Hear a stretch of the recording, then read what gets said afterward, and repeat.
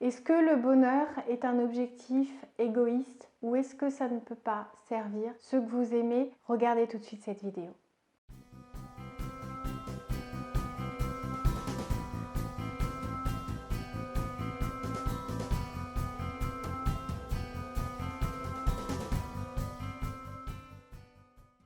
Bonjour à tous, c'est Valérie Sauvage du site challengeyourself.fr. Si vous ne me connaissez pas, découvrez-moi sur ce site. Vous allez voir que j'accompagne à la fois des particuliers et des professionnels vers plus de sens, plus d'accomplissement personnel et professionnel.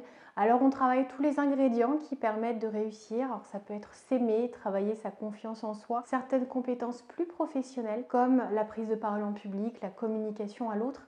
J'accompagne à ce titre des élus politiques, mais je le fais aussi dans le cadre de ce cabinet dans lequel je vous invite. C'est mon cabinet à Rennes dans lequel je reçois de nombreux clients. On avance ensemble, on construit, on bâtit de manière à aller vers ce bonheur qui est une priorité, qui doit en tout cas le devenir si ça n'est pas le cas. Et peut-être que vous n'avez pas mis en place les actions qui vous permettront d'être enfin vous-même, enfin heureux, parce que vous aviez cette croyance en vous selon laquelle viser son objectif, c'est un choix égoïste. Alors, est-ce que c'est le cas? Est-ce que le fait d'avoir envie d'être heureux, de viser ses propres objectifs, son épanouissement, est quelque chose de négatif au sens où vous feriez passer vos besoins et vos aspirations avant celles des autres? Je tenais à répondre à travers cette vidéo à cette réflexion qui est juste. On peut effectivement se poser cette question, on peut se demander si on ne va pas passer à côté de choses importantes, de l'éducation de ses enfants, du temps qu'on peut passer avec eux, si on pense à son propre épanouissement. Je pense que tout est d'abord une question d'équilibre, mais surtout, posez-vous cette question. Si vous n'êtes pas heureux dans la vie, est-ce que vous amenez autant à vos proches? Est-ce que vous offrez autant de bien-être et de moments agréables que si vous êtes pleinement épanoui? Est-ce que quand vous rentrez frustré à la maison parce que votre métier, vous ne l'aimez pas, quand vous choisissez vos vacances et que vous n'avez pas suffisamment d'argent pour vous offrir celles qui vous font rêver, je ne parle pas forcément des Bahamas ou des Seychelles, mais des fois, vous voyez ce que je veux dire, il peut y avoir certaines frustrations. Si vous manquez de sécurité dans un domaine parce que vous pensez manquer de compétences, parce que vous avez fait un choix qui vous amène à vivre une situation déstabilisante, est-ce que vous pensez que là, lorsque vous n'êtes pas au mieux de votre état, que vous n'êtes pas serein, que vous ne pouvez pas dire « je suis follement heureux », vous apportez plus à vos enfants que si vous visez votre épanouissement? Vous voyez que dans le bonheur, il y a d'abord un regard qui se tourne vers soi, parce qu'on pense à soi, parce qu'on s'aime soi-même, parfois autant, voire plus, que les personnes qui font partie de notre vie, et ça n'est pas un acte égoïste.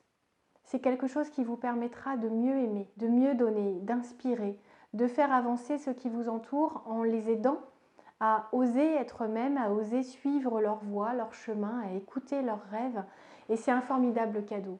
Et vos enfants vous remercieront s'ils voient que vous savez faire la part des choses entre le temps que vous consacrez à ce que vous aimez, entre les efforts que vous mettez pour évoluer, pour grandir, pour vous aimer, pour avoir confiance en vous, pour explorer tout ce que vous avez envie d'explorer. De cet équilibre, de cette quête de bonheur, va dépendre aussi leur regard, va naître un modèle qui pourra les inspirer, et c'est quelque chose qui est extrêmement important parce que on peut se dire je vais penser juste à mes enfants, je ne vais pas forcément me reconvertir, ou je ne vais pas forcément déménager alors que je rêvais d'aller vivre au soleil ou dans un autre pays.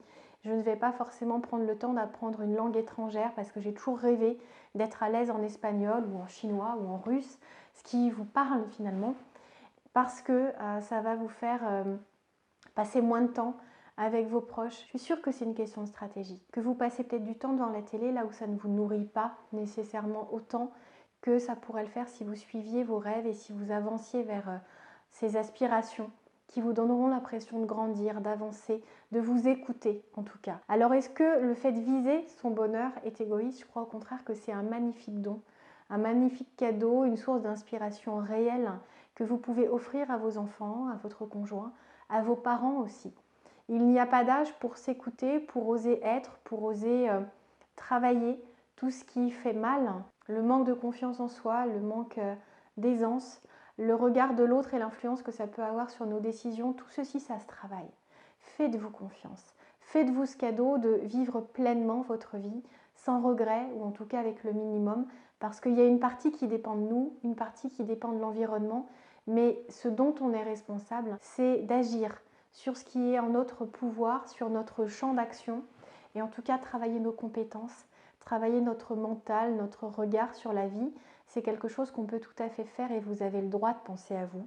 Vous avez le droit d'avoir envie de suivre vos rêves et vous verrez que vous trouverez des terrains d'entente avec votre conjoint, avec vos enfants qui seront ravis de vous faire part de leurs aspirations à eux, qu'ils taisaient peut-être parce qu'ils vous voyaient avec ce sens du sacrifice.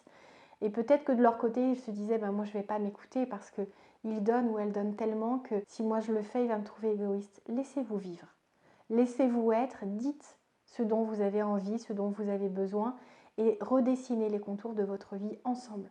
Avec ceux que vous aimez, guidez, aidez ceux qui ont envie aussi de s'écouter et qui n'osent pas.